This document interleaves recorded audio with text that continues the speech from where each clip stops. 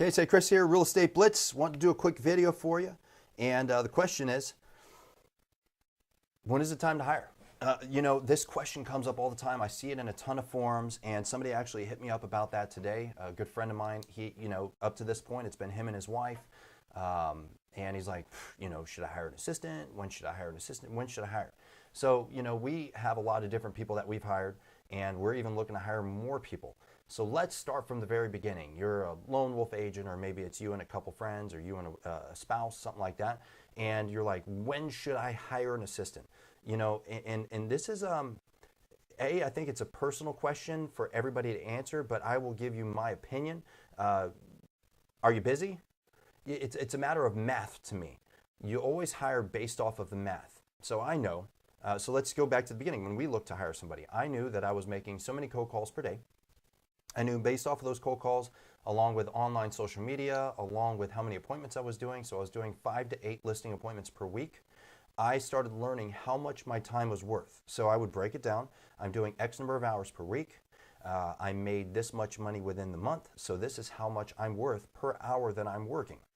And I would find that, and I started taking notes. So I would recommend you do this. Start breaking it down. How many listing appointments am I taking? How many calls am I doing? So write out your whole day. In fact, I wish I could share my screen with you. I still do it. I write out my whole day and what I've accomplished in that day and what I focus a lot of my energy on. So I would write out, all of the administrative tasks that I was having to do, whether it was paperwork, whether it was social media posts, whether it was replying to emails, whether it was scheduling, like today, scheduling stuff for the internet, because the internet's all messed up in our office, or scheduling somebody to clean the other office, or scheduling somebody to go clean a client's house, having somebody call a client to schedule showings, So I started looking at that. So what creates the money? That's what I looked at. My goal was, and I got it back here somewhere, I wanted 95% of my time to be focused on generating income. 95% of my time. The other 5% was going to be left to everything else. So if I'm looking at how much time throughout my day was I actually generating an income, what I found, it was actually like awful. I was maybe spending 10% of my time generating income, and it was a great freaking income. But the rest of the time I was doing like paperwork, I was doing stuff. So when I sat down and figured out how much I was worth per hour, and then I looked at how much time I actually spent in order to make that money, I says, oh man, this is lopsided. So how much can I hire somebody? Could I hire somebody? If I'm only spending 10%, hell, let's say 50%. Let's say I'm spending 50% of my time generating income. And at that time, when we first decided to hire somebody, I was worth about $1,500 an hour.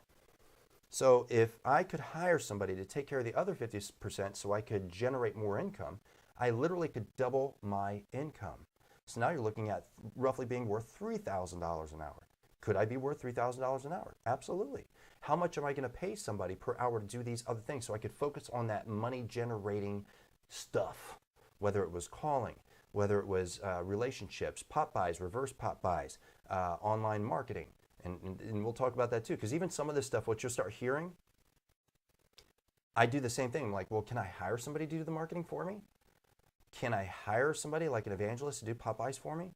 Can I hire somebody to run my email campaigns? So I always treated it like the missing man or the missing woman, the missing person. I think that's a better way of looking at it, right? Who's the missing person in my business that I could leverage to generate more income because I'm focused on the things that create more money? If I can produce more money, so one way of looking at it, if I'm paying somebody 20 bucks an hour, but I can find and do something that's going to create $40 an hour, then it pays for that person and it pays me an extra $20 an hour to have them here. Does it make sense? Tracking? Okay. So it starts in the beginning with simple stuff. The first person you should probably hire is an administrator. The administrator is going to free you up for so much stuff. Okay? In the beginning, you can kind of pile a lot of stuff on the administrator. I don't highly recommend it, but you're really able to dump some of the extra stuff until you get to a point where you understand your processes and procedures. And pretty soon, I'm actually writing out a quick ebook I'm going to start giving to people if they ask for it, because I get so many phone calls and people asking, well, what does that mean? How's it look where I go? I'm like writing it now, and I'll just give it to you all when I get it. But basically, here's how you start. Eventually, you're going to have, okay, what does an administrator do? And a full task form. This is what you do day to day. Here's the catch-alls. Now that the administrator is doing this and you're busy here, well, eventually now you need a listing manager. So could you, bring up your administrator, become the listing manager? What is that person supposed to do? So that's where it starts getting complicated. But in the beginning, hire an administrator. It's all based off of math. Okay? And the goal is you need to start by writing out everything that you do every day. You need to look at, does this produce, and be honest with yourself, does this produce money? Whatever I did today, does it produce money? So you know what? I looked at Facebook today. Does looking at Facebook produce money? Here's the thing, when I do Facebook, it does. I get 1 to 2 listings per week off of Facebook, but I do it on purpose. I'm not on Facebook all day. I do it on purpose. I'm actually putting out content information, right? So if you're doing that, could it be producing you money? Yeah, so you could say that's P. That's possible, right? But what are you? So I went on a listing appointment. That's producing me money. I did 100 cold calls today. I know if I do so many cold calls within the month and I do it consistently every day, I know I'm going to get 5 or 8 or 12 listing appointments. That's producing me money. I know if I'm sitting here and I'm creating a database, and within that database, I'm following up once a week with content information to the people that have bought something or sold something through me or are potentially looking to buy or sell something through me, that could produce money. Am I, spending time on my lead generation website? Am I doing pay-per-click advertising? All that stuff that produces money. Everything else should be going to your administrator if the math makes sense. So if you're like, okay, well this month I made $10,000. Follow me here. This month I made $10,000. Killed it. Let's make it cheaper. Let's say this month you made $5,000. I made $5,000 this month.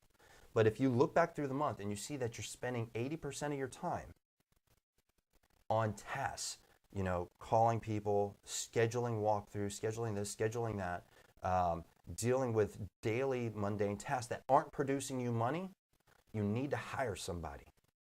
So could you pay $2,000, $2,500, $3,000 per month to somebody? Yes, you could. Hell, let's say you end up paying $4,000 for an administrator, which is expensive, but there's people worth that. So you're paying $4,000 to somebody.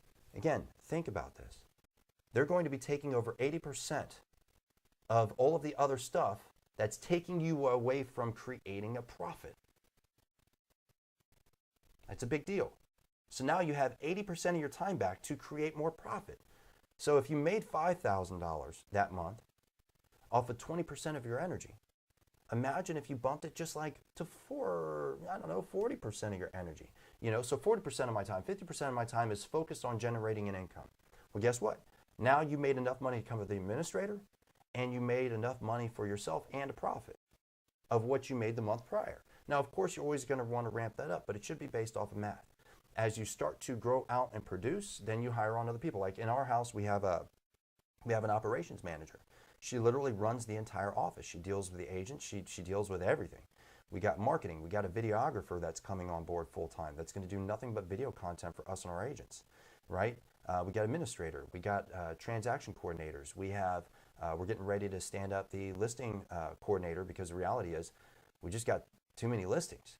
I think, I don't know when that'll be for you, but I know for us, our goal was when we're doing consistently about 40 to 60 listings per month, then we want to have a listing coordinator full time. Their full-time job is just to call up clients and schedule stuff and make sure they're happy, do showings, and keep track of the process from start to finish. Whether it's open houses, whether it's this, that, and the other. But I deeply believe that at a minimum, you need to hire an administrator. When should you hire an administrator? In my opinion, the easiest answer is when you want to make more money. When you're ready to humble yourself and realize that you are not the best at everything. Same reason why we hire photographers. And I see a lot of agents, well, I'm really good at photos. I know. But you're literally going to eat up 2 or 3 hours of your day that you could have used maybe making some cold calls, or maybe knocking some doors, or maybe scheduling some open houses for the weekend, or following up with some clients, producing an income. Taking those photos don't produce an income. Taking photos, you can get somebody for $180 or less to take good quality photos for your house. No more than $300 if you're really using somebody that has an expensive photography session set up for you. So same thing. I treat administrators the same way. It's a matter of producing an income. They make a good living. You help them take care of their family, and in the process, you make a better living as well. So that's my opinion on when you should hire as soon as possible. And if you have any other questions, as always, hit me up. You can write it down in the post. You can hit me up on YouTube. You can hit me up on Facebook. Pretty soon, we're standing up Blitz U. I'll let you all know about that. I'm really excited about that. I'll probably do a video just for Blitz U, and I'll actually do walkthrough videos on it. But yeah, man, I'm here for you. So give me a call, do whatever it takes, ask your questions, let me help you out. That's all I got today. KSA Kris. I hope you're having a good week, and I'm out.